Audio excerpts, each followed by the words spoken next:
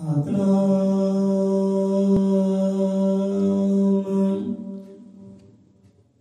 ਸ਼੍ਰੀ ਵਾਲਮੀਕ ਸਾਹਿਬ ਜੀ।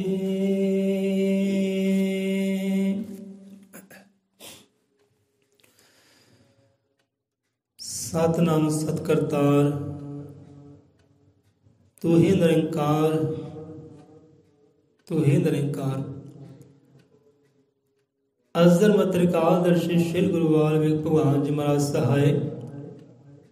ਸਤਿਗੁਰੂ ਗਿਆਨਨਾਥ, ਸਤਿਗੁਰੂ ਹਰਿਨਾਥ, ਸਤਿਗੁਰੂ ਮਲਕੀਤਨਾਥ, ਸ਼ਬਦ ਗੁਰੂ ਮਹਾਰਾਜ ਸਭ ਜੀਵਾਂ ਦੇ ਅੰਗ ਸੰਗ ਸਹਾਈ ਹੋਣ।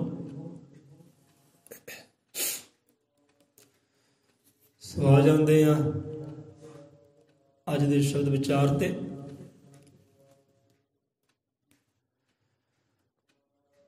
ਸੋ ਸਤਸੰਗ ਵਿੱਚ ਬੈਠਣ ਦਾ ਫਲ ਸੰਤਾਂ ਰਹਿਬਰਾਂ ਗੁਰੂਆਂ ਪੀਰਾਂ ਨੇ ਦੇਖੋ ਇਹ ਸੰਦੇਸ਼ ਦਿੱਤਾ, ਭਾਈ ਰੱਬੀ ਸਤਸੰਗ ਨਾਲ ਜੁੜੋ। ਜਿਹਦੇ ਸੱਚ ਪਰਮੇਸ਼ਵਰ ਦੀ ਗੱਲ ਹੁੰਦੀ ਹੈ, ਵਿਚਾਰ ਹੁੰਦੀ ਹੈ, ਉਹ ਸੰਗ ਕਹਿੰਦੇ ਕਰੋ। ਹੁਣ ਪਰਮ ਪਿਤਾ ਪਰਮਾਤਮਾ ਆਦਿ ਕਵੀ ਉਹ ਯੋਗ ਸ਼ਿਸ਼ ਦੀ ਬਾਣੀ 'ਚ ਸਭ ਤੋਂ ਪਹਿਲਾਂ ਸਮਝਾਉਂਦੇ ਆ ਕਿ ਸਤਸੰਗ ਤੋਰਨ ਵਾਲੇ ਵੀ ਉਹੀ ਹੈ, ਰੱਬੀ ਗਿਆਨ ਦੇਣ ਵਾਲੇ ਵੀ ਉਹੀ ਹੈ ਕਿ ਭਾਈ ਆਹ ਚੀਜ਼ ਨਾਲ ਜੁੜੋ ਤਾਂ ਤੁਹਾਡੇ ਅੰਦਰ ਗਿਆਨ ਦਾ ਵਾਸਾ ਹੋ ਸਕੇ, ਉਹ ਗਿਆਨ ਦੇਣ ਵਾਲੇ ਪਰਮਾਤਮਾ ਦਾ ਵਾਸਾ ਹੋ ਸਕੇ। ਸੋ ਰੱਬੀ ਸਤਸੰਗ ਨਾਲ ਕਹਿੰਦੇ ਜੁੜੋ, ਫਾਇਦਾ ਇਨਸਾਨ ਦਾ।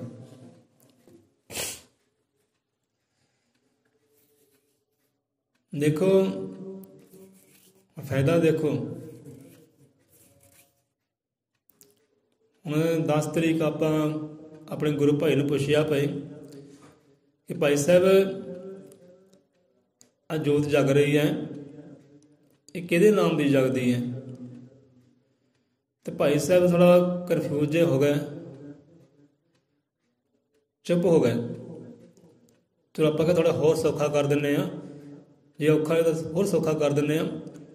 ਸਰੂਪ ਦੇਖੋ, ਜੋ ਸਾਹਮਣੇ ਸਰੂਪ ਹੈ, ਗੌਰ ਨਾਲ ਦੇਖੋ, ਧਿਆਨ ਨਾਲ ਦੇਖੋ ਕੀ ਸਮਝਾ ਰਿਹਾ। ਸਰੂਪ ਵੱਲ ਦੇਖ ਕੇ ਦੇਖੋ, ਹੁਣ ਦੱਸੋਗੇ ਜੋਤ ਕਿਹਦੀ ਹੈ। ਹੁਣ ਸਰੂਪ ਸੀ ਯਾਦ ਕਵੀ ਜਗਤ ਗੁਰੂ ਲਿਖ ਵਿਦਾਤਾ ਭਗਵਾਨ ਵਾਲਮੀਕ ਮਹਾਰਾਜ ਜੀ ਦਾ, ਸਤਿਗੁਰੂ ਵਾਲਮੀਕ ਮਹਾਰਾਜ ਜੀ ਦਾ। ਜੋਤ ਜਗ ਰਹੀ ਹੈ, ਪ੍ਰਕਾਸ਼ਵਾਨ ਹੈ, ਪਿੱਛੇ ਸਰੂਪ ਪਿਆ। ਹੁਣ ਭਾਈ ਸਾਹਿਬ ਕਹਿਣ ਲੱਗੇ ਹਾਂ ਵੀ ਸਰੂਪ ਦੇਖ ਕੇ ਕਿ ਹਾਂ ਵੀ ਜੋਤ ਕਿਹਦੀ ਹੋਈ? ਜਿਹਦਾ ਸਰੂਪ ਹੈ, ਭਗਵਾਨ ਵਾਲਮੀਕ ਦੀ ਜੋਤ ਹੈ, ਉਹਦੇ ਨਾਮ ਦੀ ਆ। ਚਲੋ ਠੀਕ ਹੈ। ਹੁਣ ਦੇਖੋ ਕੱਲ ਆਪਾਂ ਭੈਣ ਜੀ ਨੂੰ ਪੁੱਛਿਆ ਹਾਂ ਵੀ ਜੋਤ ਕਿਹਦੇ ਨਾਮ ਦੀ ਹੈ? ਉਹਨੇ ਕੋਈ ਸੋਚਿਆ ਨਹੀਂ, ਵਿਚਾਰਿਆ ਨਹੀਂ, ਕਿਤੇ ਪਰਮਾਤਮਾ ਦੇ ਨਾਮ ਦੀ ਹੈ। ਤੇ ਸਹੀ ਗੱਲ ਹੈ ਕਿ ਸਤਸੰਗ ਆਉਣ ਦਾ ਇਹ ਫਾਇਦਾ ਹੁੰਦਾ ਹੈ, ਸੋਝੀ ਆ ਜਾਂਦੀ ਬੰਦੇ ਨੂੰ। ਬਹੁਤੀ ਨਹੀਂ, ਥੋੜ੍ਹੀ ਤਾਂ ਆਉਂਦੀ ਹੈ ਨਾ, ਹੌਲੀ ਹੌਲੀ। ਤੇ ਭਾਈ ਸਾਹਿਬ ਕਨਫਿਊਜ਼ ਹੋ ਗਏ, ਪਰੇਸ਼ਾਨ ਜਿਹੇ ਹੋ ਗਏ। ਹੁਣ ਆਪਾਂ ਕਹਿਣਾ ਕੀਤਾ ਕਿ ਭਾਈ ਸਾਹਿਬ ਹੁਣ ਤਾਂ ਭਗਵਾਨ ਵਾਲਮੀਕ ਮਹਾਰਾਜ, ਗੁਰੂ ਵਾਲਮੀਕ ਮਹਾਰਾਜ ਸਰੂਪ ਹੈ, ਇਹਨਾਂ ਦੀ ਜੋਤ ਹੋ ਗਈ। ਹੁਣ ਸਰੂਪ ਨੂੰ ਦਿੱਤਾ ਹਟਾ, ਸਰੂਪ ਆ ਗਿਆ ਕੋਈ ਹੋਰ, ਤੇ ਹੁਣ ਕਿਹਦੀ ਹੋ ਗਈ? ਕਹਿੰਦੇ ਜਿਹਦਾ ਸਰੂਪ ਹੈ ਹੁਣ ਉਹਦੀ ਹੋ ਗਈ। ਚਾਹੇ ਮਹਾਂਦੇਵ ਦਾ ਹੋ ਗਿਆ, ਬ੍ਰਹਮਾ ਦਾ ਹੋ ਗਿਆ, ਦੇਵੀ ਦਾ ਹੋ ਗਿਆ, ਜਿਹਦਾ ਸਰੂਪ ਹੈ ਉਹਦੀ ਜੋਤ। ਹੁਣ ਜੋਤ ਸਾਹਮਣੇ ਉਹੀ ਹੈ, ਜੋਤ ਸਾਹਮਣੇ ਉਹੀ ਹੈ। ਪਿੱਛੇ ਬਦਲਿਆ ਕੀ ਹੈ? ਜਾਮੇ ਬਦਲੇ ਹੈ, ਸਰੀਰ ਬਦਲੇ ਹੈ, ਸਰੂਪ ਬਦਲੇ ਹੈ, ਤੇ ਜੋਤ ਉਹੀ ਹੈ। ਮੰਨ ਲਓ ਜਿਹੜਾ ਸਾਹਮਣੇ ਦਿਖਾਈ ਦੇ ਰਿਹਾ ਹੈ, ਕਹਿੰਦੇ ਉਹਦੀ ਜੋਤ ਹੈ, ਉਹਦੀ ਨਹੀਂ ਹੈ ਭਾਈ। ਉਹ ਤਾਂ ਚਲੋ ਉਹ ਵੀ ਰੱਬ ਦਾ ਰੂਪ ਹੈ, ਉਹ ਰੱਬ ਦਾ ਰੂਪ ਹੈ, ਰੱਬ ਦਾ ਆਕਾਰ ਹੈ, ਰੱਬ ਦੀ ਸੂਰਤ ਹੈ, ਰੱਬ ਦੀ ਮੂਰਤ ਹੈ, ਪਰ ਉਹ ਰੱਬ ਨਹੀਂ ਹੈ, ਪਰ ਉਹ ਰੱਬ ਨਹੀਂ ਹੈ।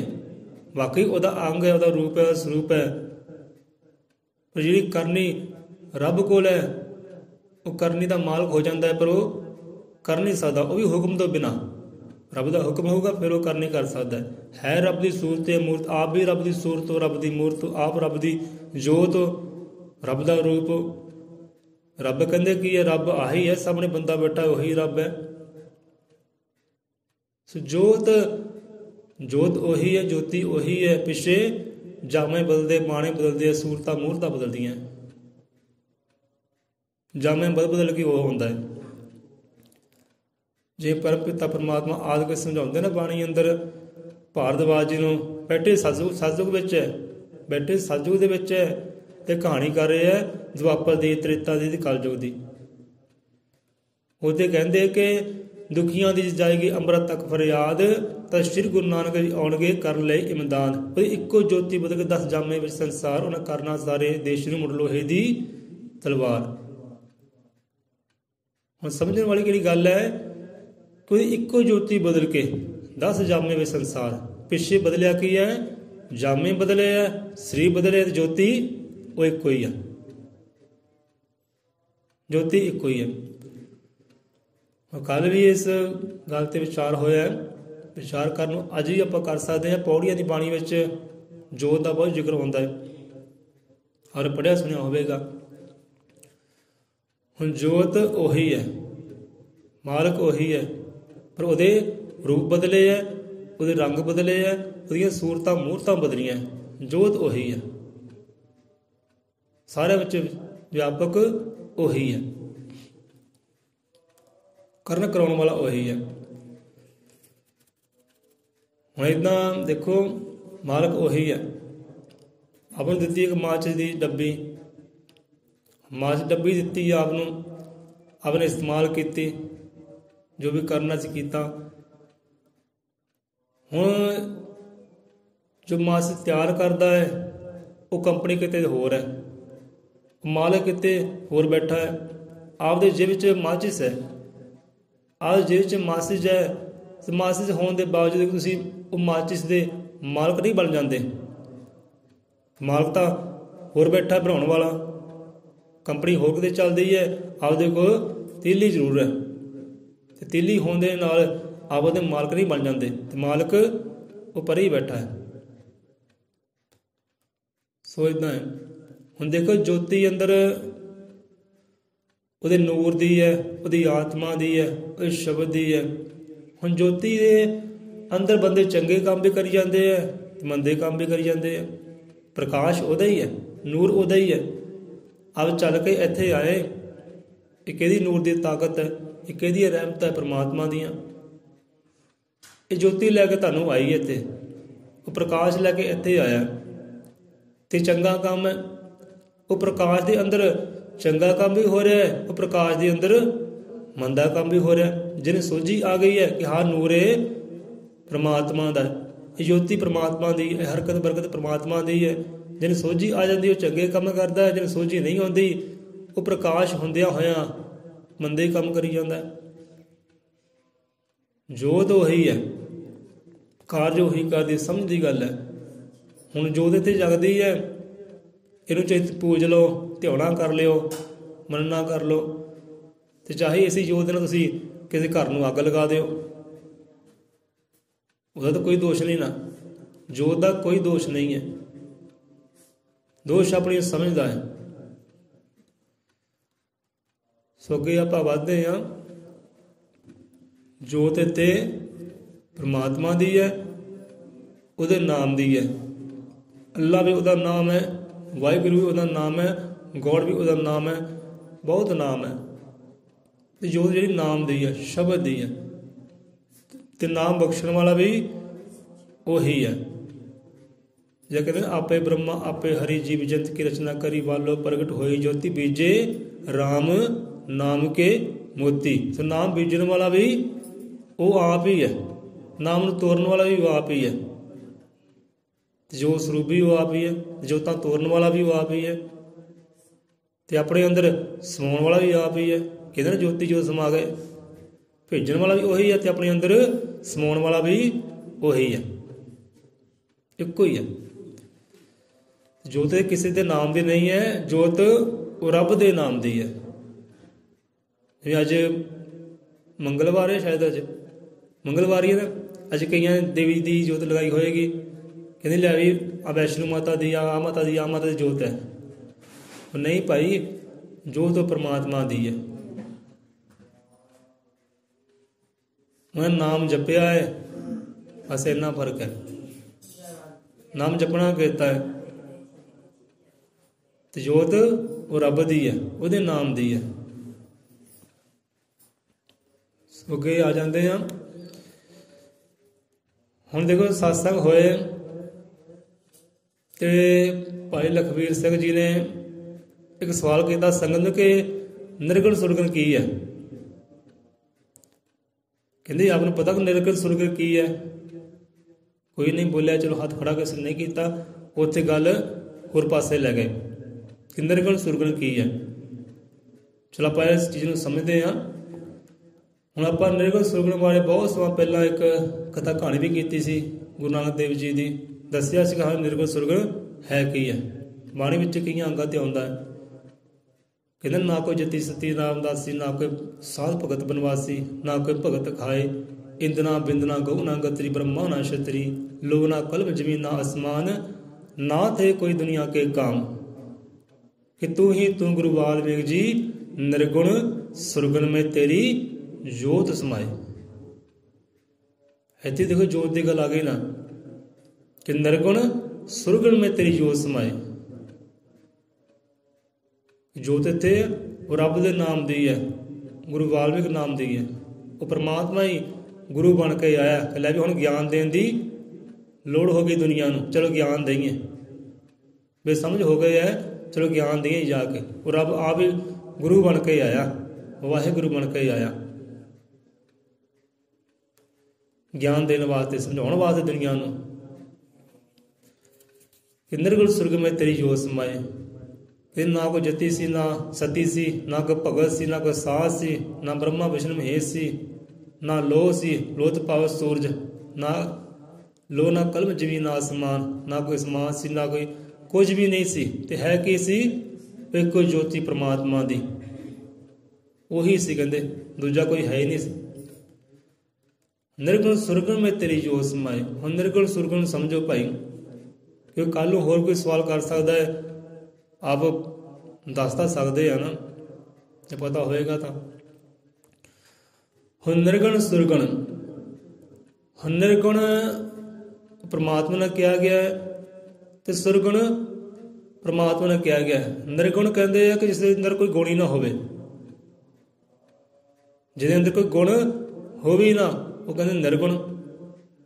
हुण बंदा विचार करके यार परमात्मा अंदर गुण ही है नहीं कोई, गुणा तो बिना ही तुरया फिरदा। गुण है, सब कुछ है, पर वो अपना आप याहर नहीं करता कि मेरे अंदर आ गुण है, आ तत्त है।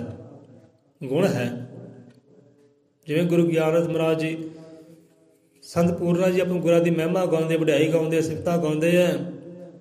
ਤੇ ਸਤਿਗੁਰੂ ਮਹਾਰਾਜ ਉਚਾਰਨ ਕਰਦੇ ਕਿ ਨਹੀਂ ਪਿਆਰਿਆ, ਸਾਡੇ ਗੁਣ ਨਾ ਗਾ, ਅਸੀਂ ਤਾਂ ਨਿਗੁਣੇ ਜਿਹੇ ਜੀਵ ਆ। ਕਹਿੰਦੇ ਉਹਦਾ ਹੁਕਮ ਹੁੰਦਾ ਹੈ, ਤੁਰਦੇ ਫਿਰਦੇ ਸਾਰੇ ਕਾਰਜ ਕਰਦੇ ਆ, ਉਹਦੇ ਹੁਕਮ ਤੋਂ ਬਿਨਾਂ ਆਪਾਂ ਕਾਰਜ ਕਰਦੇ ਨਹੀਂ। ਆਪਾਂ ਅੰਦਰ ਗੁਣ ਨਹੀਂ ਹੈ। ਗੁਣਾਂ ਦਾ ਮਾਲਕ ਤਾਂ ਉਹ ਪਰਮਾਤਮਾ ਹੈ, ਗੁਰੂ ਵਾਲਮੀਕੀ ਹੈ। ਕਹਿੰਦੇ ਸਿਰਜਣਹਾਰ, ਉਹਦੇ ਕਹਿੰਦੇ ਗੁਣ ਗਾਓ। ਸਾਡੇ ਗੁਣਾਂ ਨਾਲ ਅਸੀਂ ਤਾਂ ਨਿਰਗੁਣੇ ਜਿਹੇ ਜੀਵ ਆ, ਨਿਗੁਣੇ। ਗੁਣਾਂ ਦੇ ਮਾਲਕ ਸੀ, ਪਰ ਯਾਹਰ ਨਹੀਂ ਕੀਤਾ ਕਿ ਸਾਡੇ ਅੰਦਰ ਬਹੁਤ ਗੁਣ ਹੈ। ਬੰਦੇ ਅੰਦਰ ਇੱਕ ਗੁਣ ਹੋਵੇ, ਕਹਿੰਦਾ ਲੈ ਮੇਰੇ ਤੋਂ ਵੱਡਾ ਕੋਈ ਗੁਣਕਾਰੀ ਹੈ ਨਹੀਂ, ਬੰਦੇ ਦੀ ਗੱਲ ਹੈ। ਪਰ ਰੱਬ ਆਪਣੇ ਗੁਣ ਯਾਹਰ ਨਹੀਂ ਕਰਦਾ। ਇੱਕ ਸਤਿਗੁਰੂ ਆਪਣੇ ਗੁਣ ਯਾਹਰ ਨਹੀਂ ਕਰਦਾ, ਗੁਣ ਹੁੰਦਿਆਂ ਹੋਇਆ ਵੀ। ਕਿ ਨਿਰਗੁਣ, ਜਿਹਦੇ ਅੰਦਰ ਕੋਈ ਗੁਣ ਨਹੀਂ ਹੈ, ਪਰ ਗੁਣ ਸਾਰੇ ਹੀ ਹੈ। ਤੇ ਸਰਗੁਣ ਜਿਹੜਾ ਸਰਵ ਗੁਣਾਂ ਦਾ ਮਾਲਕ ਹੈ। ਕਿ ਨਿਰਗੁਣ ਕਹਿੰਦੇ ਜਿਹੜਾ ਸਾਨੂੰ ਦਿਖਾਈ ਨਹੀਂ ਦੇ ਰਿਹਾ, ਸਾਡੇ ਤੋਂ ਕਿਤੇ ਪਰੇ ਹੈ, ਚੌਂ ਦਿਸ਼ਾਵਾਂ ਤੋਂ ਕਿਤੇ ਪਰੇ ਬੈਠਾ ਹੈ, ਉਹ ਨਿਰਗੁਣ। ਤੇ ਸਰਗੁਣ ਜਿਹੜਾ ਹਾਜ਼ਰ ਨਾਜ਼ਰ ਵਿਰਾਜਮਾਨ ਹੈ, ਉਹ ਸਰਗੁਣ ਹੋ ਗਿਆ। ਮੰਨ ਲਓ ਹਵਾ ਹੈ, ਹਵਾ ਹੈ, ਇੱਕ ਹਵਾ ਸਾਡੇ ਫੇਫੜਿਆਂ ਅੰਦਰ ਹੈ ਜੋ ਸਾਨੂੰ ਜੀਵਨ ਦੇ ਰਹੀ ਹੈ। ਜੋ ਫੇਫੜਿਆਂ ਅੰਦਰ ਹਵਾ ਹੈ, ਉਹ ਕੀ ਹੈ? ਉਹ ਸਰਗੁਣ ਹੈ, ਉਹ ਗੁਣ ਹੈ, ਗੁਣ ਸਾਨੂੰ ਜਾਨ ਦੇ ਰਿਹਾ ਹੈ, ਪ੍ਰਾਣ ਦੇ ਰਿਹਾ ਹੈ। ਉਹ ਪ੍ਰਮਾਤਮਾ ਕਿਹੜਾ ਰੂਪ ਹੈ? ਸਰਗੁਣ ਰੂਪ ਹੈ। ਜੋ ਫੇਫੜਿਆਂ ਅੰਦਰ ਹਵਾ ਹੈ, ਪ੍ਰਮਾਤਮਾ ਦਾ ਸਰਗੁਣ ਰੂਪ ਹੈ। ਤੇ ਜਿਹੜੀ ਹਵਾ ਬਾਹਰ ਹੈ ਉਹ ਵੀ ਇਨਸਾਨਾਂ ਨੂੰ ਜਾਨ ਦੇ ਰਹੀ ਹੈ, ਪ੍ਰਾਣ ਦੇ ਰਹੀ ਹੈ, ਖੁਸ਼ੀਆਂ ਆਨੰਦ ਦੇ ਰਹੀ ਹੈ। ਪਰ ਉਹ ਪ੍ਰਮਾਤਮਾ ਦਾ ਨਿਰਗੁਣ ਸਰੂਪ ਹੈ।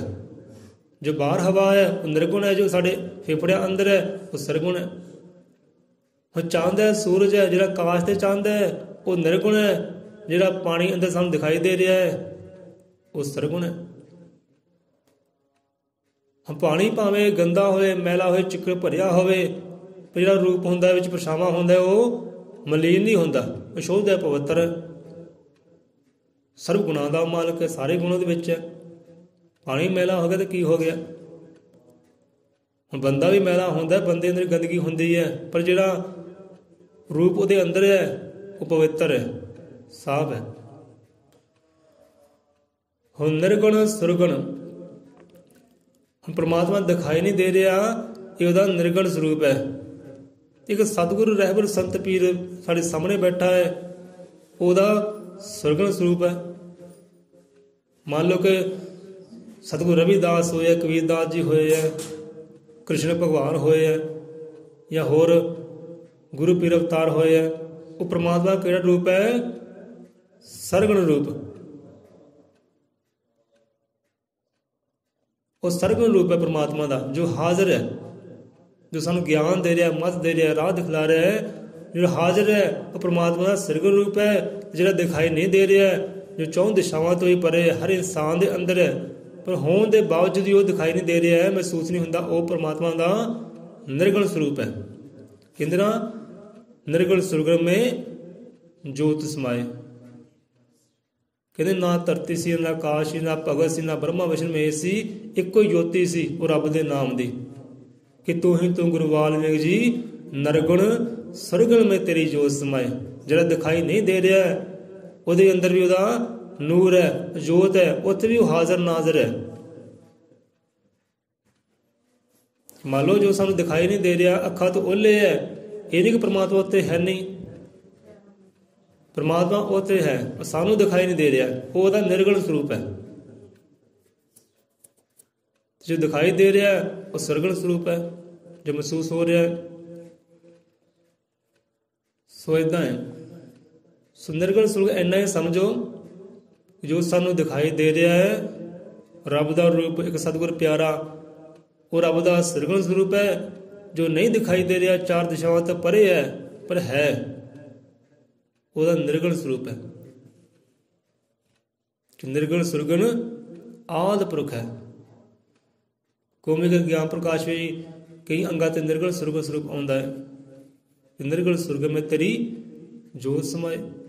ਜੋ ਦਿਖਾਈ ਦੇ ਰਿਹਾ ਹੈ ਉਹਦੇ ਅੰਦਰ ਹੀ ਉਹਦਾ ਜੋਤ ਹੈ, ਉਹਦੇ ਅੰਦਰ ਵੀ ਉਹਦਾ ਨੂਰ ਹੈ। ਜੋ ਸਾਨੂੰ ਦਿਖਾਈ ਨਹੀਂ ਦੇ ਰਿਹਾ ਉਹਦੇ ਅੰਦਰ ਵੀ ਉਹਦਾ ਜੋਤ ਹੈ, ਨੂਰ ਹੈ, ਉਹ ਨਿਰਗੁਣ ਹੈ। ਕਿਤੇ ਹੋਰ ਵਿਚਾਰ ਸਾਂਝਾ ਕਰ ਲਾਂਗੇ। ਸੋ ਇੱਥੇ ਆਪਾਂ ਰਸਮਾਂ ਨੂੰ ਵਿਸ਼ਰਾਮ ਦਿੰਦੇ ਹਾਂ।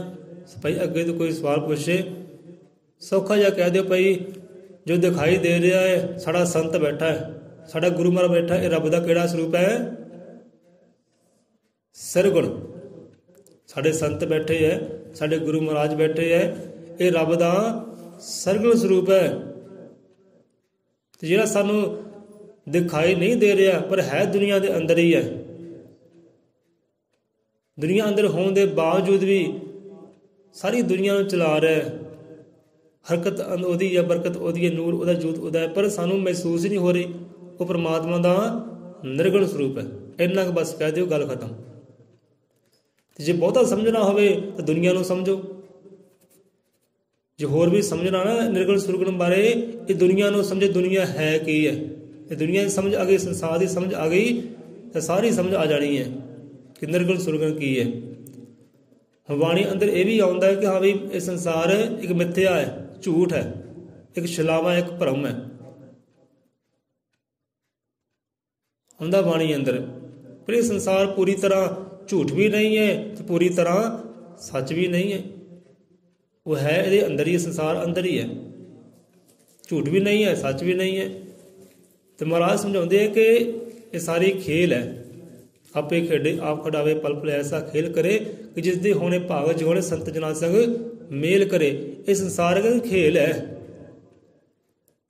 जो बंदा खेल च खुब जाता है वो कहता बस यही संसार है, खेल तो बाहर होंदा है, कहता नहीं ये तो खेल सी गेम सी, ये तो झूठ सी एक विच होंदा है, वो कहता यही सच है। ये संसार एक खेल मात्र है, तो खेडण वाला भी वही है, खिडाउण वाला भी वही है। जिन्हें खेल नूं समझिया तो निर्गुण सुरगुण बारे बड़ा सौखी ना समझ सकता है। पहले संसार नूं समझो। संसार पूरी तरह सच भी नहीं है, तो पूरी तरह झूठ भी नहीं है। एक परमात्मा रचाया होया खेल है, आपे खेड रहा है तो आपे ही खिडा रहा है। बैठक भी आप कर रहा है, बॉलिंग भी आप ही कर रहा है, जित भी आप रहा है तो हार भी आप ही रहा है। दिन चढ़ता है उतरता है, सारे ਉਹਦੇ खेल ही है। रुत्तां बदलते मौसम बदलते सारे ਉਹਦੇ खेल ही है। कोई मरते है जमते सारे ਉਹਦੇ खेल ही है। जिन्हें कथा कहानी समझ लिया निर्गुण सुरगुण बारे सौखा समझ सकता है। सो इन्ना कहांगे जो हाजिर है वो सरगुण है, जो हाजिर नहीं है वो निर्गुण है। पर है वो गुणों का मालक ही, ये नहीं कि अंदर गुण नहीं है या हार नहीं करते। गुणों का मालक है वो सरगुण है, गुणों का मालक नहीं है वो निर्गुण है। इतने परमात्मा को निरंकार भी कहा गया है, निराकार भी कहा गया है। निरंकार हर आकार के अंदर हाजिर नाजिर है, हर रंग के अंदर हाजिर नाजिर है, हर मजहब हर जाति के धर्म के अंदर हाजिर नाजिर है। वो निरंकार है कहते, हर रंग में हाजिर नाजिर है। वो निराकार है कहते, ਉਹਦਾ कोई कहते आकार ही है नहीं, रंग ही है नहीं, मजहब ही है नहीं, धर्म ही है नहीं, जात ही है नहीं। इदा ही निर्गुण सुरगुण है भी है तो नहीं भी है। सो इन्हां का याद रखियो। देखो भाई साहब ने कई सवाल पूछे सी, असीं पिछे पिछे बोल रहे सी, साडी उस तक आवाज़ नहीं सी जाती। कई सवाल उन्होंने पूछे संगत नूं, पर उत्तर भी नहीं दिते उन्होंने कि चलो उत्तर ही दे दईए। इत्थे सत्संग विच आओ, बैठो विराजो, सारे ज्ञान की प्राप्ति होएगी। जे कोई सवाल करदा तुसीं खड़िया होकर जवाब भी दे सकते भाई आ है। सो इत्थे ही आपां रसना दईए विश्राम। महाराज सारे दी हाज़री अंदर प्रवान करे, कदम कदम सब जीवां दे लिखे लावे। बोले 100 रुपये असरमत त्रिकाल दर्शी श्री गुरु वाल्मीकि दयावान जी की जय।